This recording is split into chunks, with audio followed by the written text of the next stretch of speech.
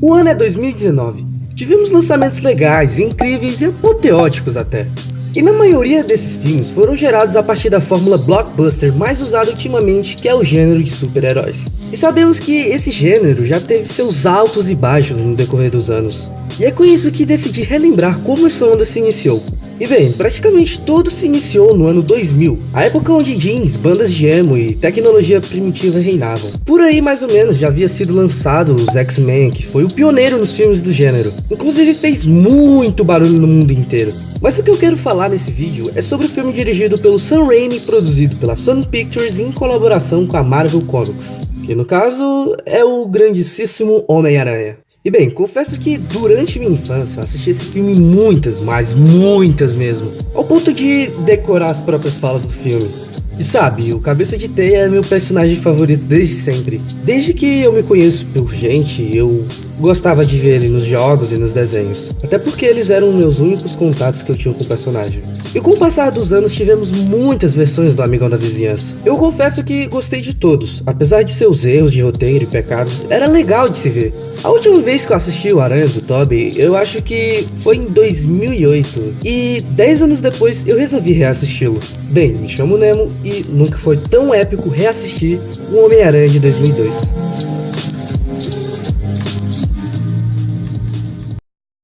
Eu tava de boas na Netflix procurando algo pra ver. E do nada eu vi aquele lindo pôster do Homem-Aranha. Na hora já me remeteu uma baita nostalgia e, sem pensar duas vezes, eu fui ver. Claro, com um olhar mais crítico e tendo um conhecimento a respeito dos quadrinhos. Se é que isso conta alguma coisa, mas, né. Então fui lá, preparei a pipoca, dei play no filme e, caraca, só de ver os nomes dos atores memoráveis já me encheu os olhos de tanta emoção. É sério, isso é bem da hora mesmo. O filme começa com um jovem invisível para todos ao seu redor, correndo atrás do ônibus de sua escola. Só pelo início já vale todo o prestígio do mundo, pois, pra falar a verdade, a trilogia do Sam Raimi foi a única que explorou mais a personalidade humana do Peter. Isso era bem da hora, porque era fácil ter empatia com o personagem, pois todos uma vez na vida se identificaram por ser invisíveis aos olhos dos outros. Não só isso, mas também não ter amigos, não ter um status na sociedade ou, sei lá, ter uma condição financeira. Dentro do ônibus, e na medida que os alunos estão indo para a convenção de ciências, é o suficiente para entendermos a personalidade de todos os personagens. Como Mary Jane Watson, que é a garota cujo Peter sonha namorar, mas não tem atitude suficiente para falar com a mesma. Tem o Harry, o amigo rico do Peter, tem o Norman, que é o pai do Harry, tem o Flash, que segue o arquétipo do valentão babaca que zoou o Peter, e também tem os mais principais do filme, que no caso são os figurantes. Na medida que o filme avança, mostra como é o ambiente escolar do Peter, com todos. Inclusive tem essa cena que eu acho impagável demais. Algumas aranhas mudam de cor para se adaptar ao ambiente. É um mecanismo de defesa. Peter, quem disse que eu estou interessado nisso? Eu também. Então, todas as doenças seriam Sabe, erradicadas. as aranhas podem mudar de cor para se adaptar ao ambiente. Ah, é? Alguma pergunta? É como um mecanismo de defesa. Usamos ácido Legal. ribonucleico sintético para codificar. Depois mostra como é o lar do Homem-Aranha, tendo dois simpáticos velhinhos que são seus tios e cuidam do garoto desde o falecimento de seus pais. E logo no início também fala como o Osborn adquiriu sua insanidade. E para ser sincero, apesar dessa cena ser bem da hora, eu particularmente não gosto, pois a narrativa do Peter é tão deliciosa de se ver que quando corta a cena para o Osborn, quebra o ritmo demais, e isso é bem chatinho. Tem aquela cena do jovem garoto transante tendo seu primeiro contato com a MJ. Depois daquela parte que ele foi picado pela aranha, caiu de sono na cama, acordou todo bombado, brigou na escola. Tem essa parte que eu acho bem escrota. Tipo, não é só desse filme, mas a única parte que eu não gosto da trilogia do Sam Raimi, que é isso. O Peter solta teias orgânicas.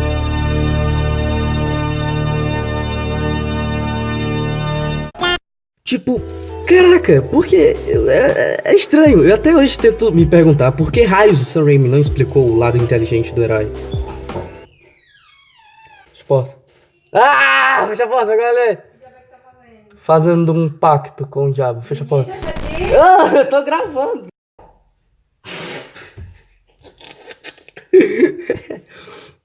Tipo, por exemplo, o espetacular Homem-Aranha do Andrew Garfield, e nos quadrinhos mostram o quão ele era inteligente. Ah, e falando em quadrinhos, o filme em si é uma ótima adaptação e um presente aos nerds. Vale lembrar também que no filme mostra a motivação do herói e o vilão. Para o Peter, ele vive a frase que aprendeu com o seu tio, que é: com grandes poderes vem grandes responsabilidades. O mesmo acredita que, se alguém se machucar e ele não ter feito nada para impedir, isso será sua culpa. Já a motivação do Duende Verde não tem, ele é só um maluco doido das drogas e odeia Homem-Aranha, só isso. O roteiro do filme tem um ritmo bastante comum, sendo que os primeiros minutos focam mais na origem e a motivação dos protagonistas, um longo desenvolvimento chegando até ser um pouco cansativo, e um final incrível. Claramente é bastante notória a adaptação de duas histórias do Cabeça de Teia, sendo elas a Amazing Fantasy número 15, que todos sabem que foi a primeira aparição do Homem-Aranha, e focando também na saga do Como Era Verde Meu Duende, que explicavam mais sobre o Osborn e essas paradas que acontecem no filme. Ok, agora vou tentar resumir bastante o desenvolvimento do filme. Tio Ben morre, ele tenta conseguir uma vingança, ele matou esse cara. Depois tenta a sorte como fotógrafo freelance no Clarim Diário. Tem um chefe rabugento no Clarim, que é o Jameson. Tem as cenas de ações do filme e... caraca, são bem legais. E falando em ação, eu queria destacar um ponto. Vale lembrar que essas cenas de lutas são bem legais, mas um pouco datadas. Principalmente na época, porque o CGI não era tão avançado comparado com o que temos hoje em dia. Tanto que as cenas que parecem que foram retiradas de um jogo de Play 2, tá ligado? Quando eu assisti na época, apesar de ser criança, eu sabia que não era real, apesar de ser bem convincente. Pelo menos pra mim, porque, sei lá... comia terra, maluco. E tipo, quando eu tava reassistindo ele de novo, eu fiquei assim, caraca, é sério isso? É algo bem desagradável, sabe? Chega a ser até um pouco vergonha alheia, mas é algo perdoável em comparação às coisas da hora que tem nesse filme. Falando em coisas da hora que tem no filme, vale lembrar também as cenas icônicas, mais especificamente a parte do beijo. Pode-se dizer que isso virou um clássico, sem dúvidas. A trilha sonora é épica. A mesma torna o filme muito, muito mais emocionante. Inclusive, eu nem arrisco em dizer que tudo fica mais legal com essa trilha sonora. Tipo, tudo, mas tudo mesmo. Olha como é diferente essas duas situações.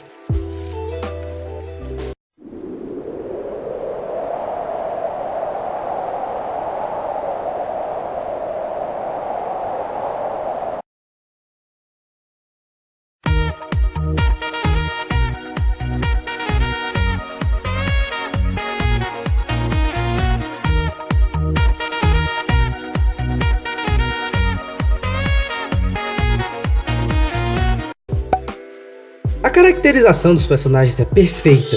Tipo, desde o Tio Ben até o Flash, as personalidades deles estão bem, mas bem explicadas. Agora falando do uniforme do Aranha, cara, é sério, esse uniforme é memorável demais. Tipo, saca só essas linhas enormes. E olha esse olhão também, velho. What the fuck? Eu amava essa roupa quando era criança. É sério.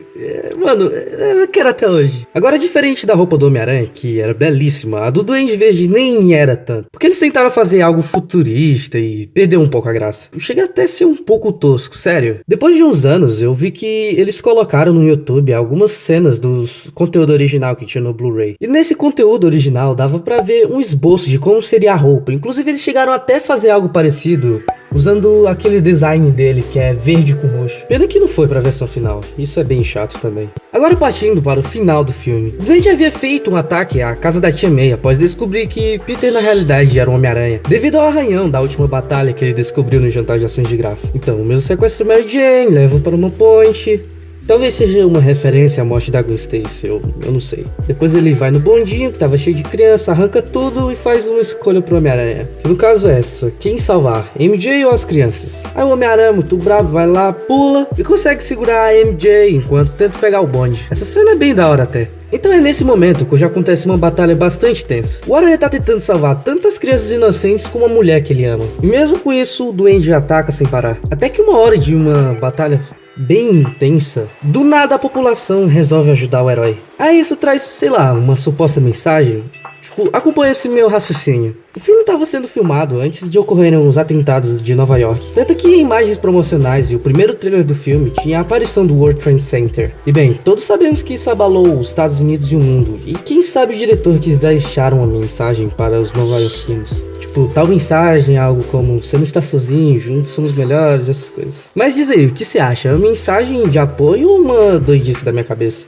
É sério, comentei. Ok, mas voltando pro vídeo. Com a ajuda da população, o mesmo consegue salvar ambos. Todavia, em um momento final, o lunático Duende Verde faz a mais clara referência da saga que eu citei antes, de Como Era Verde Meu Duende. Olha isso, mano, que da hora. O Duende Verde basicamente estava puxando o Homem-Aranha no planador enquanto levava para um local baldio. E nesse local baldio começa uma cena magnífica de luta, inclusive a minha favorita de todo o filme. Socos e chutes impressionantes, um seguido do outro. E vale lembrar que ambos contêm uma força elevadíssima. Mas mesmo com isso, o Aranha ele tá na desvantagem pelo fato de o Duende jogar inúmeras granadas em sua direção, deixando claro o nosso herói bastante ferido. E cara, eu confesso que a causa de eu ser apaixonado pelo Homem-Aranha talvez seja esse motivo. O cara simplesmente apanha e mesmo assim consegue se levantar. E toda vez que ele apanhava, o Aranha ele olhava pro Duende e enfrentava. E mesmo que isso significasse perder a sua vida, mano. É sério, eu amo essa cena. Desde quando eu era criança e até os dias de hoje. Isso é belo, mano.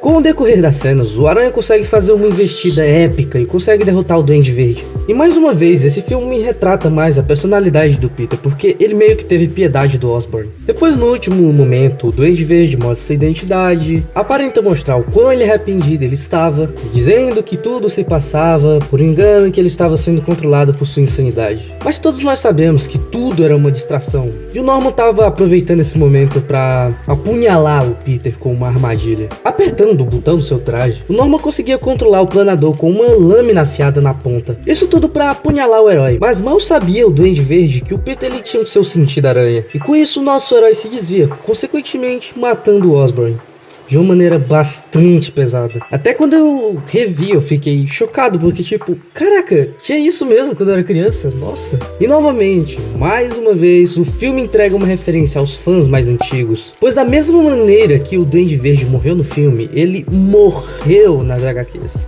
No dia que eu tava revendo esse filme, depois de tudo isso, eu só conseguia pensar, esse filme é incrível. E cara, a cena final.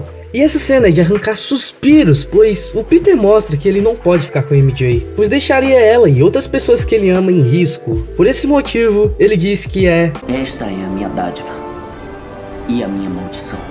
Esse filme é bastante importante pra mim, de várias maneiras, sério. Com ele eu aprendi que é bom valorizarmos as pessoas que amamos, saber que não importa quanto você acredita ser pequeno e invisível, você tem um poder imenso guardado no seu interior.